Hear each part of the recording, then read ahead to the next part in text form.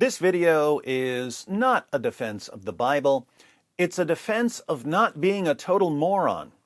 I would argue that one of our main goals in life should be not to be total morons, and yet many journalists have apparently concluded that life's greatest purpose, the pinnacle of human achievement, is to be as moronic as possible. A few days ago, CNN tweeted, "Ancient Judeans ate non-kosher fish at a time when it was thought to have been prohibited by the Bible," according to a new study. The article they link to makes a simple argument. According to the Bible, Leviticus and Deuteronomy, God told the Israelites not to eat fish that don't have fins or scales.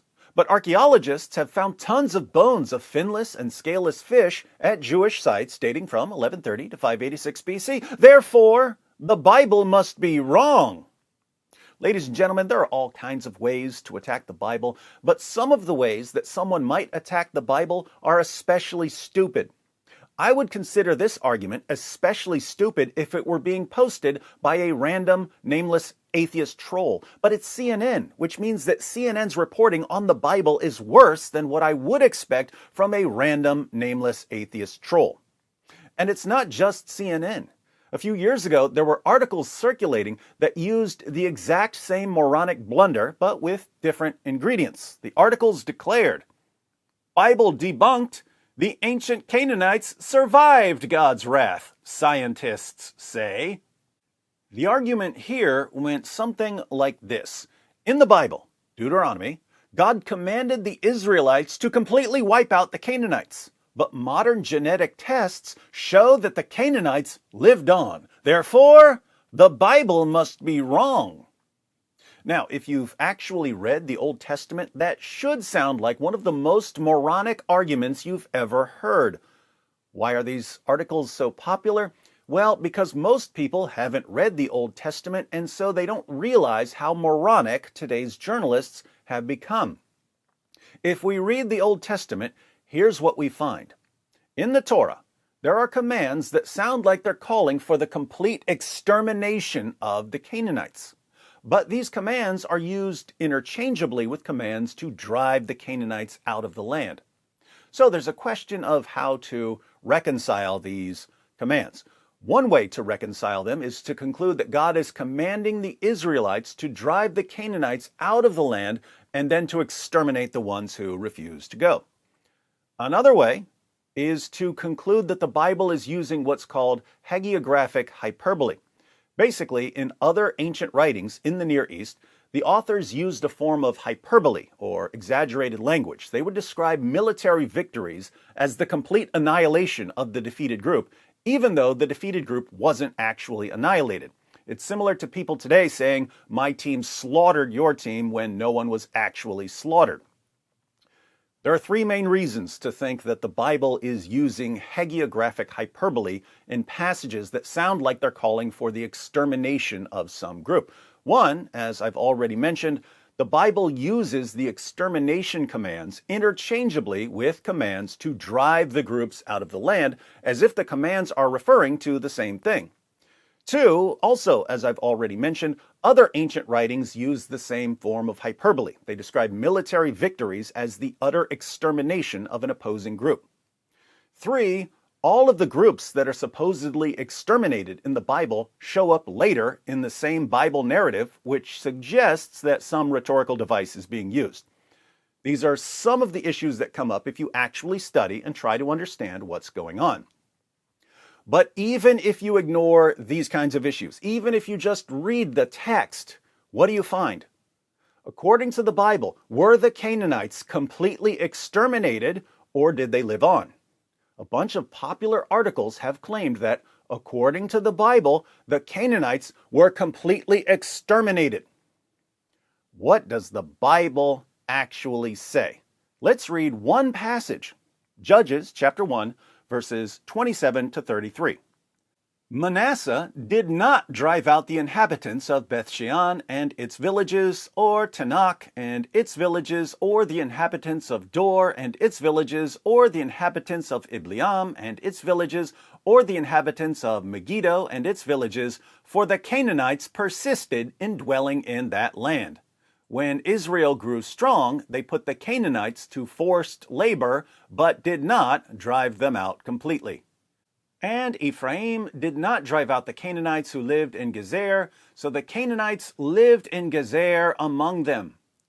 Zebulun did not drive out the inhabitants of Kitron or the inhabitants of Nahalal, so the Canaanites lived among them, but became subject to forced labor. Asher did not drive out the inhabitants of Akko, or the inhabitants of Sidon, or of Ahlab, or of Akzib, or of Helba, or of Ephik, or of Rehab. So the Asherites lived among the Canaanites, the inhabitants of the land, for they did not drive them out. Naphtali did not drive out the inhabitants of Beth Shemesh, or the inhabitants of Beth Anath, so they lived among the Canaanites, the inhabitants of the land. Nevertheless, the inhabitants of Beth Shemesh and of Beth Anath became subject to forced labor for them. So, pop quiz. According to the Bible, the Canaanites, A, were completely exterminated so that there were no Canaanites left anywhere, or B, definitely weren't exterminated. If you answered B, congratulations, you can read and understand words. If you answered A, congratulations, you're stupid enough to be a modern journalist who writes articles about the Bible. Speaking of morons, let's get back to a more recent example of the same blunder. CNN reports. After analyzing fish bones at many Judean sites dating to the Iron Age, 1130 to 586 BC, including at the Judean capital city of Jerusalem, researchers found a significant portion of non-kosher fish remains, such as catfish and shark. The team also found evidence of non-kosher fish consumption in Jerusalem during the Persian era, the point at which the laws were thought to have been compiled.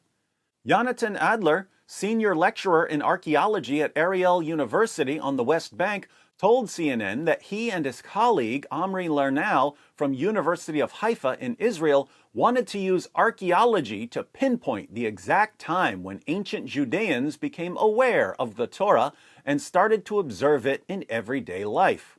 We have in two places in the Torah, in Leviticus and Deuteronomy, a prohibition against eating finless and scaleless fish, he explained. What we found was that throughout the Iron Age, there is no evidence that Judeans or Israelites were abstaining from scaleless fish, he said.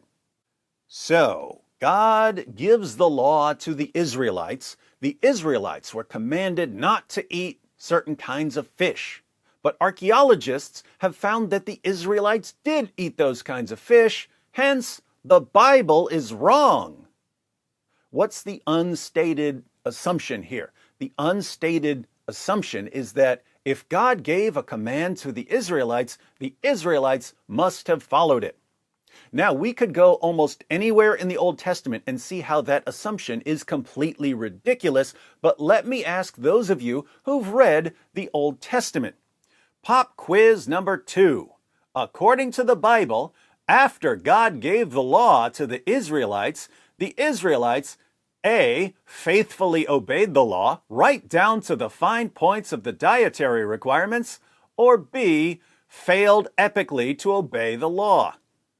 If you answered B, congratulations once again, you can read and understand words. According to the Bible, there were large periods of time when the Jews completely ignored the law or turned completely against it.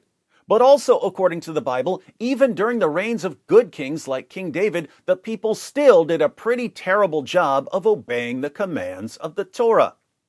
The message of the Old Testament is God gave a law and then human beings disobeyed it in every possible way. This cleared the way for the new covenant. A Savior would come and save people from their failures. For some strange reason, journalists keep ignoring that. They prefer going to some command in the Torah, then pretending the Bible claims that the Jews faithfully obeyed the command when the Bible claims the exact opposite, and then declaring triumphantly that the Bible must be wrong. And somehow these journalists just can't figure out why people's confidence in the media has been plummeting for years. Once again, ladies and gentlemen, there are plenty of different ways to attack the Bible. If you're going to attack the Bible, try not to be a moron. Unless you're planning on working for CNN, in which case, better start killing some brain cells.